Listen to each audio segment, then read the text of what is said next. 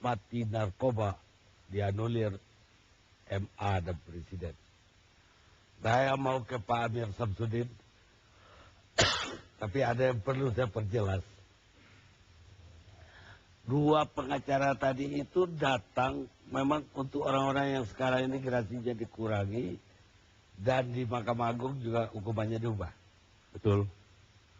Pengacara yang satu sengaja datang ke LP Nusa Kambangan.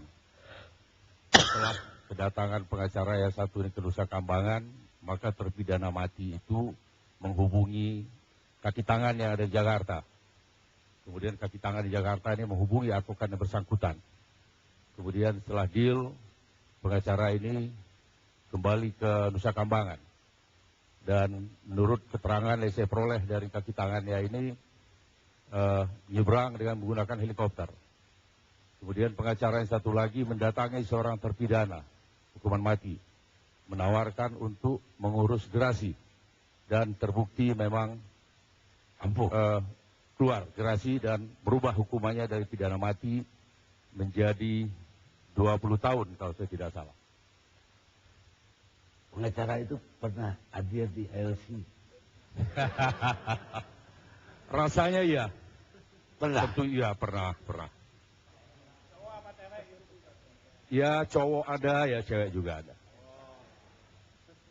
Ya, Gak lucu kalau ibarat seorang gadis dia langsung buka baju udah gak lucu lagi.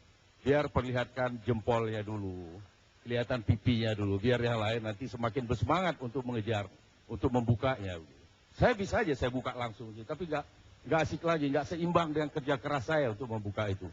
Saya akan lengkapi data-data lain sampai saya menyentuh angka dan pembayaran, saya akan laporkan ke KPK untuk ditelusuri suapnya. tapi Anda udah boleh jadi DIE atau BNN lah paling kurang. Ya, selama ini saya lihat tidak ada yang bergerak ke arah situ.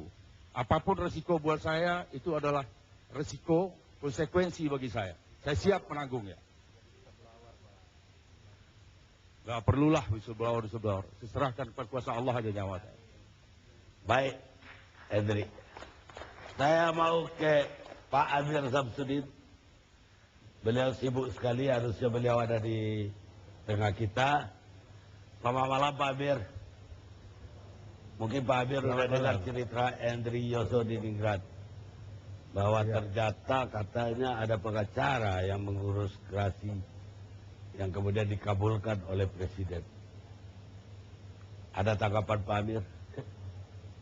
Ini saya kira satu informasi yang agak mengejutkan, karena berdasarkan data yang ada pada kami, semasa jabatan Presiden SBY, di mana terlihat bahwa dari 128 permohonan gerasi yang berkaitan dengan narkoba, mulai dari yang dihukum 2 tahun sampai dengan ada yang dihukum mati, tidak pernah ada yang seperti apa yang diceritakan oleh saudara Henry tadi, yaitu hukuman mati yang berubah menjadi 20 tahun. Jadi saya kira saya masih perlu lagi untuk melihat data itu langsung, karena dari catatan yang ada pada kami, 128 permohonan sejak 2004 sampai 2012, yang dikabulkan adalah 19 permohonan. Dan dari 19 permohonan ini, kalau di breakdown kembali, ada 10 anak pidana yang diberi gerasi karena dihukum antara 2 sampai 4 tahun. Kemudian 1 orang tunanetra yang dihukum 15 tahun. Dan ada 4 orang yang dijatuhi hukuman mati, di mana salah satu itu adalah Denny, dan kemudian 1 orang asing Nepal, 1 orang Australia, Corby, dan seorang Jerman Barat yang dihukum 4 tahun, kemudian dikurangi hukumannya menjadi 2 tahun. Oleh karena itu kalau ada satu lagi Pak Amir, diuraikan Ola, Amerika Pranola. Ola betul. Ola ini adalah sepupu daripada Denny. Ya. Mungkin Pak Amir bisa jelaskan yang Denny dulu. Tetapi kemudian yang saya dengarkan dari apa yang diutarakan oleh saudara Henry tadi, ada katanya hukuman mati menjadi 20 tahun. Ini satu hal yang cukup mengejutkan ya. Dan saya kepingin nantinya lebih jelas kepada masalah ini ya. Karena sebagaimana diketahui dari 19 orang yang diberi gerasi ini tadi, yang dihukum mati sekalipun itu bukanlah bandar narkoba. Dia adalah kurir, seorang Denny, seorang PNS rendahan dari Pemkab Sukabumi yang istrinya adalah guru. Dan dia mencoba mencari keberuntungan untuk bisa membayar hutang-hutangnya dengan upah sekali terbang 5 juta, tetapi kemudian tertangkap. Menurut saudara Henry, Denny ini dua kali melakukan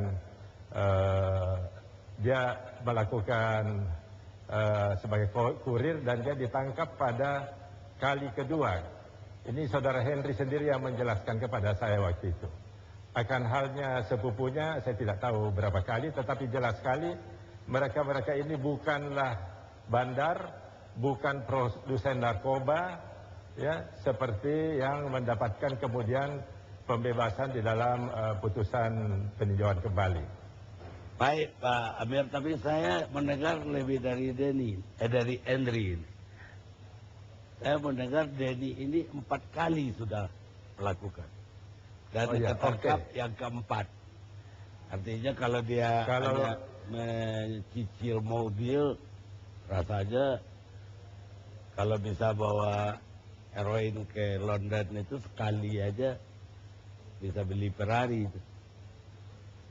Tidak benar juga, karena saudara Goris Mary sendiri menjelaskan kepada saya bahwa sekali dia membawa hanya diberi upah 5 juta rupiah. Itu dari ketua BNN sendiri yang menjelaskan kepada saya. Tapi dia 4 kali pakai dengan... Dia kan hanya kurir, bukan dia yang memiliki heroin ini. Kalau yang orang Nepal sama orang Jerman, Pak Amir dapat kabarnya kayak apa? Putus.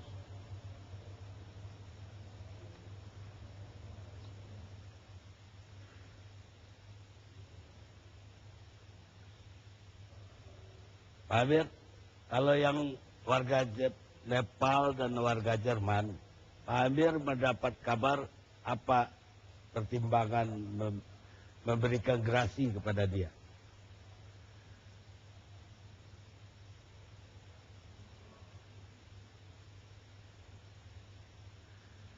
Sepertinya kita terputus dengan Pak Amir, nanti kita lanjutkan. Henry mungkin bisa jawab pertanyaan Pak Amir. Nggak ada dari mati ke 20 tahun. Berarti ke seumur hidup.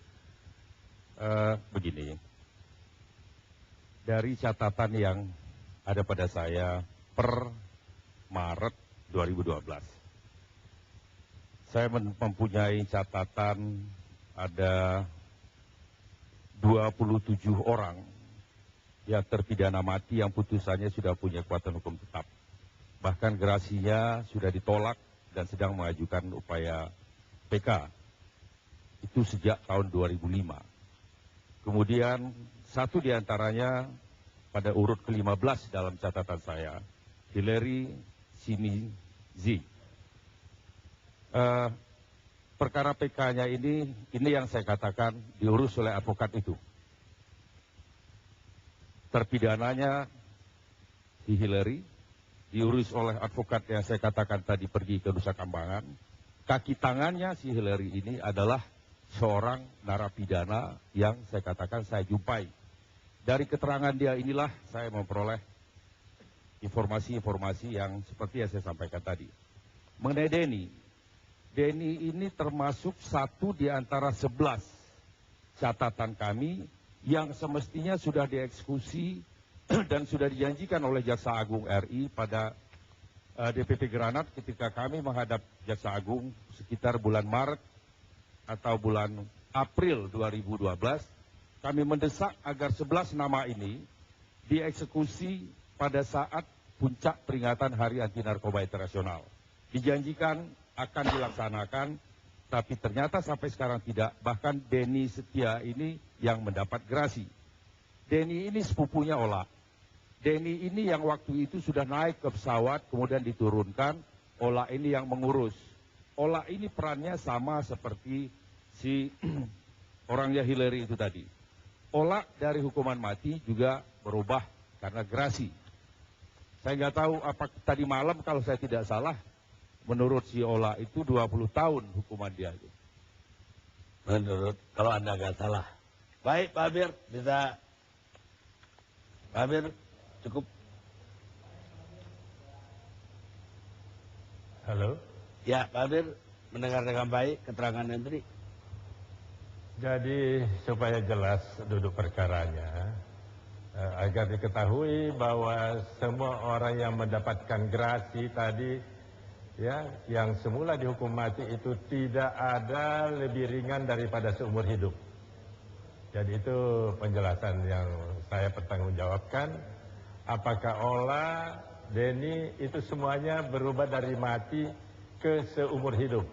Tidak ada kemudian yang berubah menjadi penjara 15 tahun ataupun kurang daripada itu. Ya. Jadi kembali saya jelaskan di sini bahwa dari 19 gerasi, permohonan gerasi yang dikabulkan, ya, ada 16 warga negara Indonesia yang terdiri atas 10 anak pidana, ya, dan 1 orang tunanetra, dan kemudian 5 orang dewasa, di mana termasuk Ola, Denny, dan beberapa lainnya, dan 3 warga negara asing, yaitu 1 orang Nepal yang juga dihukum karena menjadi kurir, itu juga dikurangi, bukan dikurangi, ya, maksudnya dirubah hukumannya kemudian menjadi seumur hidup. Jadi sebagaimana diketahui, hukuman seumur hidup itu dia wajib menjalankan hukumannya seumur hidup sepanjang hukuman itu tidak berubah menjadi pidana penjara atau apapun juga. Baik, Pak Amir, yang ingin saya pertanyakan, kalau tadi pertimbangan kepada Denny, mungkin juga Ola, Ya. bahwa itu pertimbangannya lebih kemanusiaan. Bahwa dia orang kecil yang hanya jadi kurir. Pertimbangan apa pula yang dikemukakan pemberian gerasi terhadap warga negara Nepal dan warga negara Jerman. Walaupun ingat ya, 1 orang warga negara, 3 orang asing ini, ya, warga negara Nepal ini dihukum mati berubah menjadi hukuman seumur hidup juga karena melihat bahwa dia juga hanya menjalankan peranan sebagai kurir dan mengingat usianya yang masih muda tadi.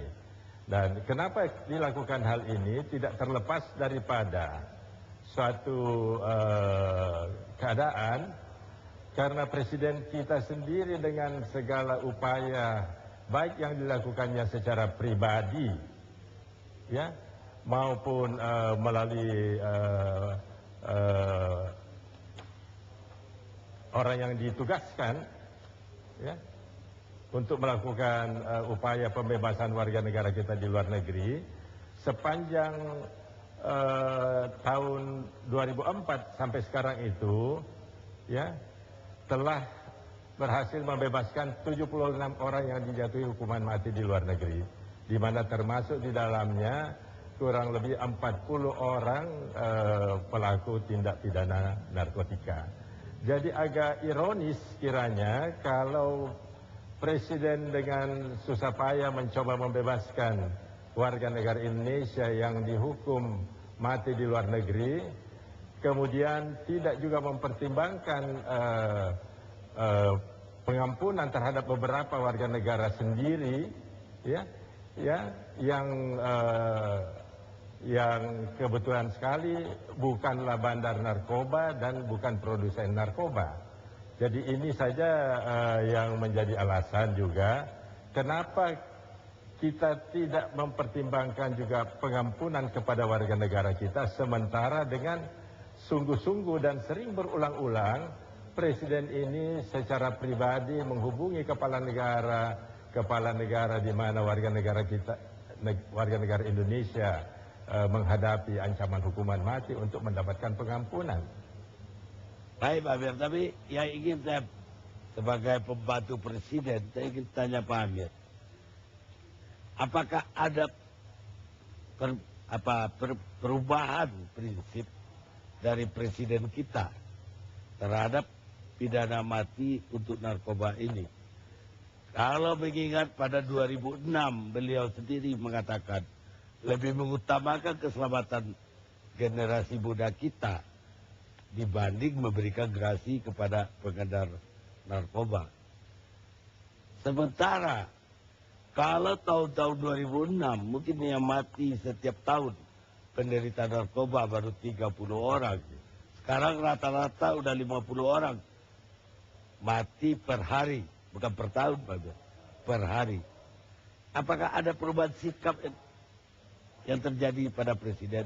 Dan kalau iya, apa sesungguhnya melatar belakangi perubahan sikap ini?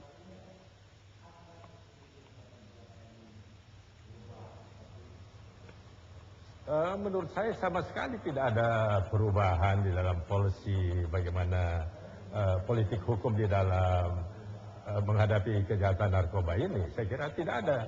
Posisi Presiden jelas, ya, tidak ada penjahat narkoba kelas berat yang sampai kemudian dikurangi hukumannya di bawah hukuman seumur hidup.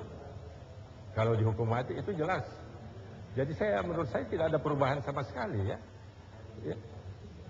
Tetapi kalau Presiden telah juga berusaha menyelamatkan nyawa warga negara Indonesia di berbagai negara, ya, kenapa kalau 1-2 warga negara Indonesia yang latar belakangnya adalah orang-orang kecil, orang-orang miskin yang kemudian karena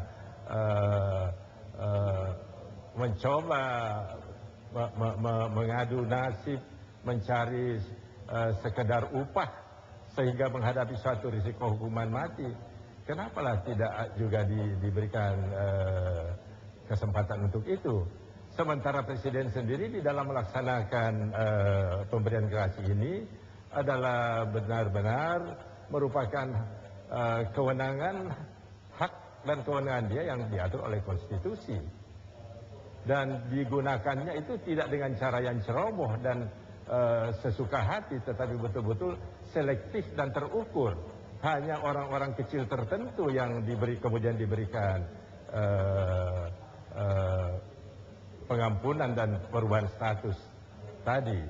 Ya, seperti yang saya ceritakan tadi, dari 128 itu 109 serta merta ditolak. Dan di dalam 109 orang inilah berada mereka-mereka yang telah melakukan tindak pidana narkoba dengan peranan yang berat, seperti bandar, pengedar dan sebagainya ada di sana. Jadi tidak sampai 5 orang yang kemudian diberi pengampunan dengan alasan kemanusiaan ini, dan pengampunannya pun masih cukup berat karena dia masih harus menjalankan penjara seumur hidup. Dia tidak menjadi 15 tahun atau 12 tahun seperti itu. Hai Pak Amir, tapi apa tidak terkesan bahwa kita mulai permisif terhadap kejahatan ini? Karena kalau kita lihat masuk Singapura berani bawa 1 gram, sudah pasti digantung. Ya. Dan kita ini berkilo-kilo loh Pak Amir, dibawa dari luar ke dalam negeri. Walaupun taruhlah yang bawa ini namanya kurir, tapi berkilo-kilo yang mereka bawa. Dan mereka diperbandingkan dengan warga kita yang ketangkap membawa ganja di Malaysia, dengan apa akibat yang dibawa orang-orang Jerman, Nepal, bahkan orang Indonesia sendiri ke Indonesia.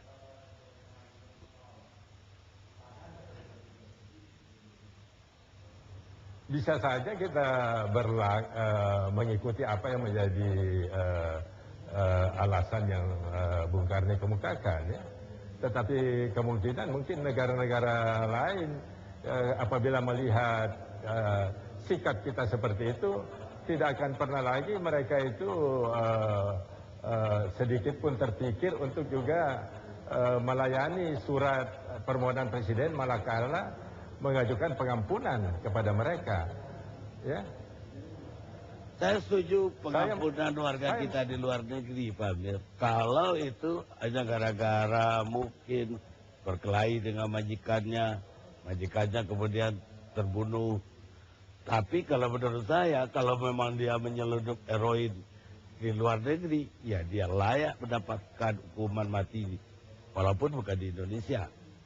Dan kalau dia bawa ke dalam negeri, dia juga layak hukuman mati di negeri ini. Saya kira itu kalau saya.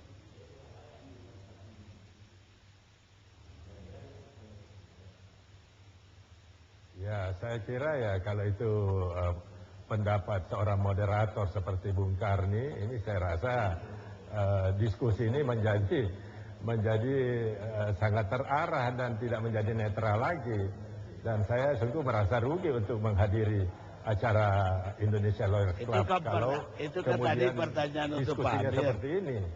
Enggak, tadi itu kan pertanyaan untuk Pak Amir. Untuk yang pro hukuman mati, mungkin saya agak bertanya lain lagi.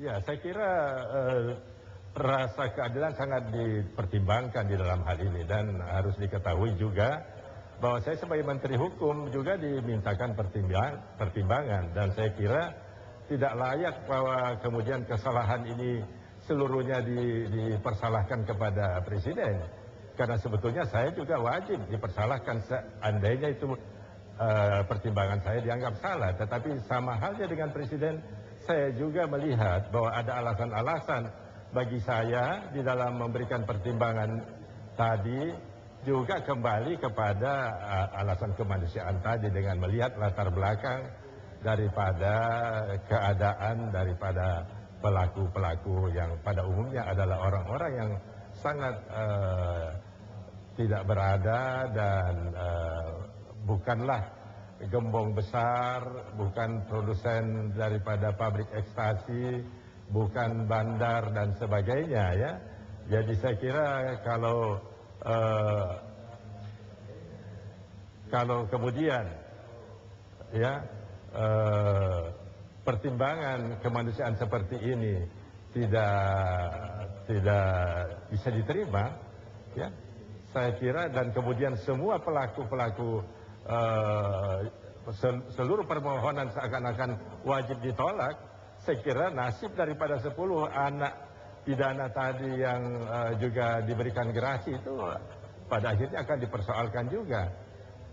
Baik, apa tanggapan Pak Amir terhadap tuduhan dari Edri tadi, bahwa sebelum dapat gerasi para terpidana tersebut sudah didatangi seorang pengacara, bahkan ketika didatangin dijanjikan bisa diringankan, bisa dapat gerasi, dan asal membayar sekian-sekian. Apa tanggapan Pak Amir sebagai Menteri Hukum HAM? Itu informasi baru yang saya dengar. Supaya diketahui, saya sangat memperlihatkan kerjasama saya yang sangat maksimal dengan pihak BNN.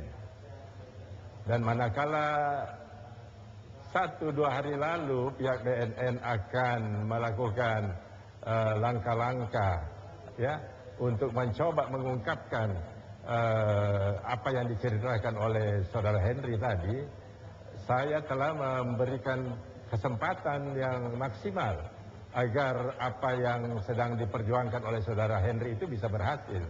Ya, tetapi kemudian saya harapkan data yang dikemukakan oleh saudara Henry, yang dia katakan tadi ada gerasi hukuman mati menjadi 20 tahun, tolong kamu berikan kepada saya, karena saya tidak punya data itu. Baik, Pak Amir. Yang saya dengar itu adalah hukuman mati yang berubah menjadi hukuman penjara itu adanya dari hasil suatu keputusan peninjauan kembali di Mahkamah Agung yang saya sedikit pun tidak punya kewenangan untuk mengomentari suatu putusan pengadilan. Tetapi yang berkaitan dengan gerasi itu sendiri, sama sekali tidak ada data bahwa ada satu hukuman mati yang kemudian berubah menjadi hukuman penjara. Kalau gerasi ya, ingat gerasi ini. Saya pertaruhkan kredibilitas saya kalau berbicara masalah gerasi presiden, satu pun tidak ada gerasi ya yang berubah dari hukuman mati menjadi hukuman penjara selain daripada hukuman seumur hidup. Baik Pak Amir, terima kasih atas waktu yang Pak Amir berikan. Pak Amir bisa mendengarkan, kalau mau masuk lagi kami juga welcome. Terima kasih. Terima kasih. Kita istirahat sejenak.